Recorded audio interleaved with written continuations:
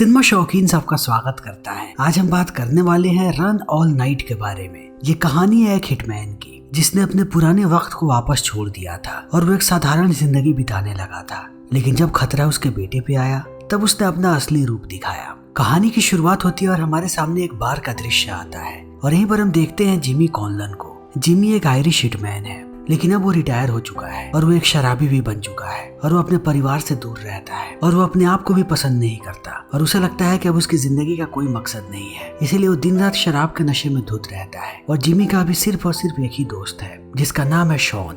और शॉन और जिमी कभी एक साथ काम किया करते थे, लेकिन जिमी ने इस काम को छोड़ दिया और शॉन बन गया इस शहर का सबसे बड़ा माफिया। लेकिन शॉन अभी भी जिमी का ख्याल रखता है और वो उसे अपना अच्छा दोस्त मानता है और जिमी भी शॉन को अपना सबसे अच्छा दोस्त मानता है। लेकिन जिमी का एक बेटा भी है जिसका नाम है माइक। माइक कभी एक बॉक्सर हुआ करता था, लेकिन अब वो बच्चों को ट्रेनिंग देता है। लेकिन माइक को अपने पिता से नफरत है क्योंकि वो जानता है कि उसके पिता कभी हिटमैन हुआ करते थे और उन्होंने अपनी जिंदगी में बहुत सारे गलत काम किए हैं और वो अभी भी शराब के नशे में धुत रहते हैं। इसीलिए माइक जिमी से दूर ही रहता है और अपने परिवार को भी उससे दूर रखता है और वो अपनी बेटी को मिलने भी नहीं देता है जिमी से। तभी हम जिमी को देखते हैं जो डैनी नाम के एक आदमी से मिलने जाता है। डैनी शॉन का बेटा है, इसीलिए अभी जिमी उसके पास जा रहा है ताकि वो उससे कुछ पैसे ले सके। लेकिन जब वो अंदर जाने वाला होता है तभी वो देखता है कि डैनी दो पुलिस वालों को पैसे दे रहा है, यानी कि वो उन्हें घूस दे रहा है। और शॉन और डैनी हमेशा ही ऐसा करते रहते हैं ताकि शहर में वो अपने काम को ऐसे ही बढ़ावा दे सके और उन्हें कभी कोई भी परेशानी ना हो। लेकिन जैसे ही ये पुलिस वाले यहाँ से जाते हैं, जिमी चला जाता है अंदर और वो डैनी से बात करने लगता है और कहता है कि उसे कुछ पैसे चाहिए। लेकिन जिमी को देखने के बाद डैनी बिल्कुल भी खुश नहीं है क्योंकि उसे लगता है कि उसके पिता ने जिमी को सर पे चढ़ा रखा है और जिमी को हमेशा पैसे देने की जरूरत नहीं है। लेकिन एक बार फिर से वो पैसे देने के लिए मान जाता है, लेकिन उसकी एक शर्त है कि जिमी को उसके घर पे क्रिसमस पार्टी में आना पड़ेगा और सेंटा क्लॉज बनना पड़ेगा। लेकिन जिमी को ये बात बिल्कुल भी पसंद नहीं आती क्योंकि सेंटा क्लॉज बन के जाना मतलब अपने आप का मजाक बनवाना है। लेकिन फिर भी जिमी को यहाँ पे पैसों की बहुत ही ज्यादा जरूरत है, इसीलिए वो डैनी की बात मान जाता है और कहता है कि मैं जरूर आऊंगा सेंटा क्लॉज बन के। लेकिन जैसे ही जिमी यहाँ से जाता है, डैनी पहुंचता है अपने पिता शॉन के पास और उसे लेकर के जाता है एक मीटिंग में जहाँ पे बहुत सारे अल्बेनियन लोग आए हुए हैं और ये सारे लोग चाहते हैं कि ये लोग यहाँ पे अल्बेनियन हीरोइन बेचे। लेकिन शॉन इस बात के लिए नहीं मानता और कहता है कि मेरी टेरिटरी में ऐसा कुछ भी नहीं होगा और मैं तुम लोगों को कभी भी अलाउ नहीं करूंगा। फिर इस बात को सुनने के बाद ये सारे लोग गुस्सा हो जाते हैं और यहाँ से जाने लगते हैं। तब डैनी उन्हें रोकता है। फिर वो डैनी को धमकी देते हैं और कहते हैं कि इस मीटिंग को फिक्स करने के लिए तुमने हमसे पैसे लिए थे और हम तुम्हें बहुत सारे एडवांस पैसा भी दे चुके हैं, इसीलिए अगर तुम्हारे पिता नहीं चाहते कि हम यहाँ पे बिजनेस करें तब तुम्हें हमारे सारे के सारे पैसे लौटाने पड़ेंगे। लेकिन डैनी जानता है कि ये पैसे बहुत ही ज्यादा हैं और इतने पैसे कहीं वो नहीं लौटा पाए, इसीलिए वो अल्बेनियंस को कहता है कि मैं अपने पिता को मनाने की कोशिश करूंगा। फिर जैसे ही अल्बेनियन यहाँ से जाते हैं, डैनी पहुंचता है अपने पिता के पास और इन दोनों में अब आर्ग्यूमेंट होने लगता है। डैनी अपनी पूरी कोशिश करता है कि वो अपने पिता को मना ले, लेकिन शॉन उसकी एक बात सुनने को तैयार नहीं है क्योंकि वो नहीं चाहता कि उसकी टेरिटरी में इतना गंदा धंधा हो। इसीलिए डैनी ऐसे ही गुस्सा होकर के चला जाता है। तभी हम माइक को देखते हैं जो ऐसे ही प्रैक्टिस करवा रहा होता है और वो खुद भी प्रैक्टिस करता है और यहीं पर माइक का एक स्टूडेंट है जो उसकी वीडियो भी बनाता है। लेकिन माइक जैसे ही यहाँ का काम अपना खत्म करता है, वो निकल पड़ता है अपने दूसरे काम के लिए। वो रात में कैब चलाता है, इसलिए वो कैब चलाने लगता है। तभी वही दोनों अल्बेनियन गैंगस्टर आकर के बैठते हैं उसकी गाड़ी में और वो उसे देते हैं डैनी का लोकेशन और कहते हैं कि हमें वहाँ पे जाना है। तब हमें पता लगता है कि इन दोनों ने निश्चय किया है कि वो आज ही डैनी से पैसे लेना चाहते हैं। इसीलिए अब माइक इन दोनों को लेकर के पहुंच जाता है उसके घर पे।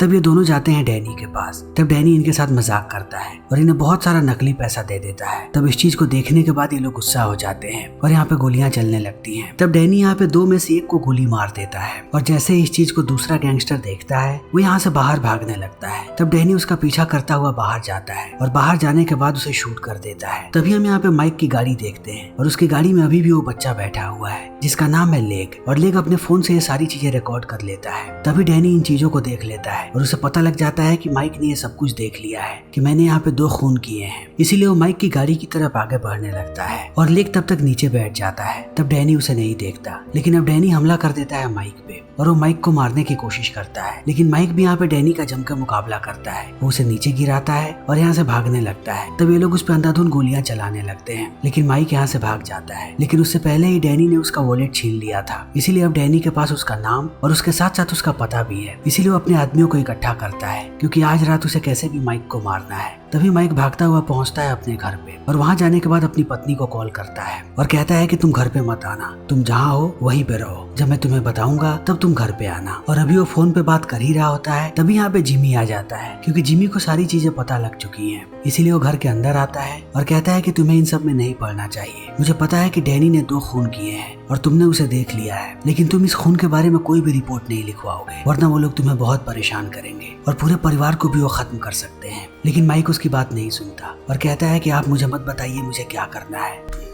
मैं मर्डर का रिपोर्ट जरूर लिखवाऊंगा। और इतना कहने के बाद वो जिमी से बदतमीजी करने लगता है। तब यहाँ से जिमी बाहर निकलने लगता है, लेकिन जैसे ही वो थोड़ा आगे आता है वो यहाँ पे डैनी की कार को देखता है। तब वो समझ जाता है कि मामला अब संगीन हो चुका है और अब यहाँ पे कुछ भी हो सकता है। और अभी जिमी ये सारी चीजें सोच ही रहा होता है तभी डैनी घुस जाता है घर के अंदर। फिर वो अपनी बंदूक बाहर निकालता है और उसे तान देता है माइक, लेकिन वो माइक को मारता उससे पहले यहाँ पे जिमी आ जाता है और वो देखता है कि अगर उसने डैनी को नहीं रोका तब वो उसके बेटे को मार देगा। इसीलिए यहाँ पे जिमी गोली चला देता है और डैनी को मार देता है। और इस चीज को देखने के बाद ये दोनों परेशान हो जाते हैं। लेकिन अब जिमी कॉल करता है शॉन को और उसे सच्चाई से पूरी बात बता देता है कि डैनी मेरे बेटे को मारने की कोशिश कर रहा था, इसीलिए मुझे ना चाहते हुए भी उसे मारना पड़ा। लेकिन इस बात को सुनने के बाद अब शॉन गुस्सा हो जाता है और कहता है कि मैं इतनी आसानी से इस चीज को नहीं भूलूंगा। तुमने मेरे बेटे को मारा है, अब मैं तुम्हारे बेटे को मारूंगा, क्योंकि इसी का नाम बदला है। और इतना कहने के बाद वो फोन काट देता है। लेकिन ये सारी चीजें देखने के बाद भी यहाँ पे माइक को अकल नहीं आती। वो तुरंत फोन उठा लेता है ताकि वो पुलिस वालों को खबर कर सके। तब जिमी उसे रोकता है और कहता है कि तुम्हारा ये कॉल चीजों को और भी ज्यादा खराब कर देगा। लेकिन माइक इन बातों को नहीं समझता और वो अपने पिता पे चिल्लाने लगता है कि आज उसने एक और खून कर दिया। इसीलिए वो जिमी को अपने घर से बाहर निकाल देता है। फिर पुलिस वालों को कॉल करता है और उन्हें पूरा सच बता देता है कि जिमी ने यहाँ पे डैनी नाम के आदमी को मार दिया है। लेकिन अब ये बात शॉन को भी पता है, इसीलिए वो बहुत ही ज्यादा गुस्से में है। फिर वो पुलिस वालों से बात करता है और उन्हीं 2 पुलिस वालों को भेजता है जिन्हें डैनी पैसे दिया करता था, जो पहले से ही करप्ट है। फिर वो सारे लोग अंदर जाते हैं और वो माइक की कोई बात नहीं सुनते और उल्टा उस पे ही बंदूक तान देते हैं और मर्डर के चार्ज में उसे अरेस्ट कर लेते हैं और उसे यहाँ से लेकर के जाने लगते हैं ताकि वो उसका आगे ले जा करके काम तमाम कर दे। लेकिन वो लोग जैसे उसे बाहर लेकर के निकलते हैं जिमी उन्हें देख लेता है और वो समझ जाता है कि ये दोनों पुलिस वाले करप्ट हैं, क्योंकि इन्हें पैसे लेते हुए जिमी ने देख लिया था। इसीलिए अब जिमी भी इनकी गाड़ी का पीछा करने लगता है और वो जल्दी ही उनकी गाड़ी पे हमला करने लगता है। फिर एक वक्त ऐसा आता है जब जिमी उनकी गाड़ी में धक्का मारता है और इससे पुलिस वालों के गाड़ी का बैलेंस खराब हो जाता है, इसीलिए उनकी गाड़ी पलट जाती है। तभी यहाँ पे जिमी आता है और वो माइक को बाहर निकाल लेता है। तब दोनों पुलिस वाले उस पर हमला करने लगते हैं। फिर जिमी अपनी बंदूक निकालता है और वो 2 में से एक पुलिस वाले को शूट कर देता है। और इस चीज को देखने के बाद अब माइक आश्चर्यचकित रह जाता है, क्योंकि उसके आंखों के सामने ही जिमी ने एक और खून कर दिया। इसीलिए वो परेशान होने लगता है। लेकिन अब जिमी माइक को लेकर के यहाँ से भागने लगता है। तभी हम फ्रैंक नाम के कातिल को देखते हैं जो शॉन के लिए काम करता है और शॉन ने माइक को मारने का कॉन्ट्रैक्ट अब फ्रैंक को दे दिया है, इसीलिए वो इनके बारे में पता लगा रहा है। और जल्दी ही फ्रैंक को पता लग जाता है कि ये लोग स्टेशन की तरफ जा रहे हैं। तब तक जिमी और माइक स्टेशन पे पहुंच जाते हैं और एक ट्रेन में बैठ करके यहाँ से निकलने लगते हैं। तभी हम शॉन को देखते हैं जो अपने सारे लोगों को इकट्ठा करता है और कहता है कि जहाँ पे डैनी का खून हुआ है उस पूरे जगह को क्लीन कर दो और उसके साथ साथ जो 2 अल्बानियन गैंगस्टर्स मारे गए हैं उनकी डेड बॉडी को ले जा करके माइक के घर पे रख दो, ताकि पुलिस वाले उसके खिलाफ सबूत बनाएं, क्योंकि माइक कैसे भी नहीं बचना चाहिए। इसीलिए अब ये लोग ऐसा ही करते हैं और ये खबर हर जगह फैल जाती है और अब टीवी पे माइक और जिमी की तस्वीरें दिखाई जा रही होती है कि इन लोगों ने पुलिस वालों को मारा है और उसके साथ साथ कुछ अल्बानियन को भी मारा है। तभी माइक की पत्नी भी इन चीजों को देख लेती है और अब उसकी भी परेशानी बढ़ने लगती है। तभी हम जिमी को देखते हैं जो माइक को कहता है कि तुम यहाँ से निकल जाओ और जल्दी जाकर के अपने परिवार से मिलो और उन्हें लेकर के अंडरग्राउंड हो जाओ, और जब तक मैं तुम्हें कॉल ना करूँ तब तक तुम बाहर मत आना। इसीलिए अब माइक यहाँ से निकल जाता है। तब जिमी कॉल करता है एक डिटेक्टिव को जिसका नाम है डिटेक्टिव हार्डिंग और अब जिमी उसे पूरी बातें बताने लगता है। तब हार्डिंग कहता है कि हमारे पास गवाह है कि माइक ने मारा है डैनी और उसके साथ साथ उसने 2 बाहर के अल्बानियंस को भी मारा है। तब जिमी कहता है कि ये झूठ है, माइक निर्दोष है और तुम्हें मेरा विश्वास करना पड़ेगा, और अगर तुम माइक को निर्दोष साबित कर दोगे तब मैं तुम्हें उन सारे लोगों की लिस्ट दे दूंगा जिन्हें भी मैंने अपने माफिया करियर में मारा है, फिर तुम मुझे गिरफ्तार कर सकते हो। फिर इन बातों को सुनने के बाद अब हार्डिंग भी सोच में पड़ जाता है। तभी जिमी पहुंचता है एक रेस्टोरेंट में और यहाँ पर वो मिलता है शॉन से और शॉन को कहता है कि माइक को इन सब में मत घसीटो, उसे जाने दो, तुम्हें जो भी करना है मेरे साथ करो। तब शॉन कहता है कि ऐसा नहीं हो सकता, बेटे के बदले बेटा। तब इन बातों को सुनने के बाद जिमी भी गुस्सा हो जाता है और कहता है कि मुझे तुम्हारे बारे में हर एक चीज पता है कि तुमने कितने मर्डर किए हैं और तुम कितना 2 नंबर का धंधा करते हो।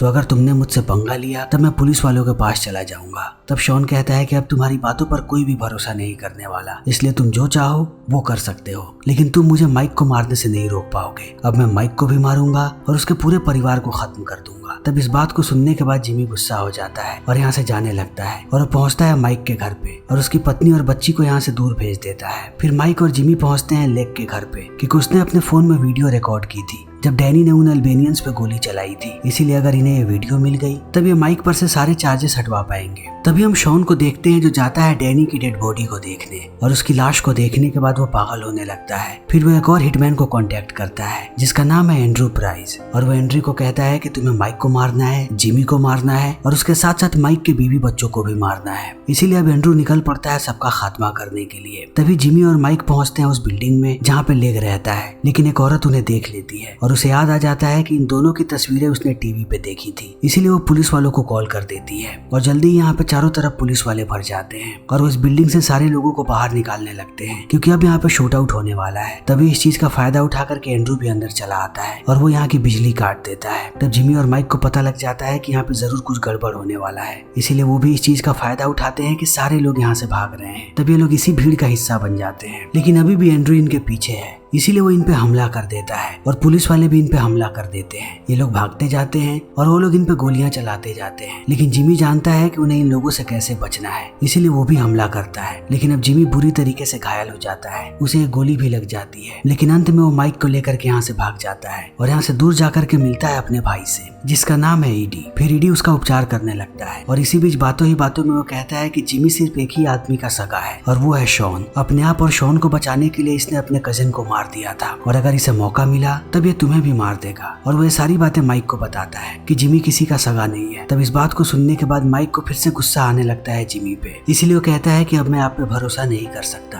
मैं अपने बीवी बच्चों के पास जा रहा हूँ। फिर इतना कहने के बाद वो बाहर आता है और एक गाड़ी लेकर के यहाँ से चला जाता है। तब जिमी फिर से कॉल करता है शॉन को और कहता है कि मेरे बच्चों को छोड़ दो, तुम्हें जो करना है मुझसे करो, लेकिन शॉन नहीं मानता। तब जिमी कहता है कि अब मैं तुम्हारे लिए आ रहा हूँ, अगर तुम अपनी जिद नहीं छोड़ोगे तब मुझे तुम्हें मारना पड़ेगा। लेकिन शॉन पर इन बातों का कोई भी असर नहीं होता, इसीलिए वो फोन रख देता है, लेकिन उसे पता है कि अब जिमी उसके लिए आ रहा है। तभी जिमी पहुंच जाता है उसके अड्डे पे और वो अंदर दाखिल होता है और एक एक करके शॉन के सारे लोगों को मारने लगता है। जो भी उसके सामने आता है वो उसे मौत के घाट उतार देता है। तब शॉन यहाँ से भागने लगता है, लेकिन अब जिमी उसे भी मार देता है और उसे लगता है कि अब सब कुछ खत्म हो गया। तभी हम लेक को देखते हैं जो जाता है डिटेक्टिव हार्डिंग के पास और उन्हें वो वीडियो दिखा देता है जिसमें डैनी ने अल्बेनियंस को मारा था। इसीलिए अब हार्डिंग सबसे पहले डैनी की बंदूक को चेक करता है और इस बात की पुष्टि हो जाती है कि डैनी ने ही उन्हें मारा था। इसीलिए ये लोग अपनी कार्यवाही में लग जाते हैं। तभी हम जिमी को देखते हैं जो उस जगह पे पहुंचता है जहाँ पे माइक अपने परिवार के साथ छुपा हुआ है। फिर वो माइक को जाकर के कहता है कि अब तुम लोगों को छुपने की जरूरत नहीं है, मैंने शॉन को मार दिया है, इसीलिए अब वो तुम्हारे पीछे नहीं आएगा। फिर इन बातों को सुनने के बाद यहाँ पे माइक को भी तसल्ली मिलती है और वो भी शांत होने लगता है और वो पहली बार जिमी को मिलवाता है उसकी पोती से। और जिमी अपनी पोती को देखने के बाद बहुत ही ज्यादा खुश होता है और उसे पहली बार महसूस होता है कि दुनिया में उसका भी कोई है और उसके पास जीने का मकसद है, लेकिन वो खुशियां मना ही रहा होता है। तभी ऐन वक्त पे यहाँ पे एंड्रू आ जाता है और वो जिमी पे गोली चला देता है, इसीलिए जिमी घायल होकर के नीचे गिर जाता है और माइक यहाँ से अपने बीवी बच्चों को लेकर के भागने लगता है। तब एंड्रू उनके पीछे लग जाता है, इसीलिए अब जिमी उठता है और अपनी बंदूक उठा लेता है और उसके साथ साथ गोलियां भी, और वो पीछा करने लगता है एंड्रू का। तभी एंड्रू माइक को पकड़ लेता है, फिर वो उस पर बंदूक तानता है, लेकिन वो गोली चलाता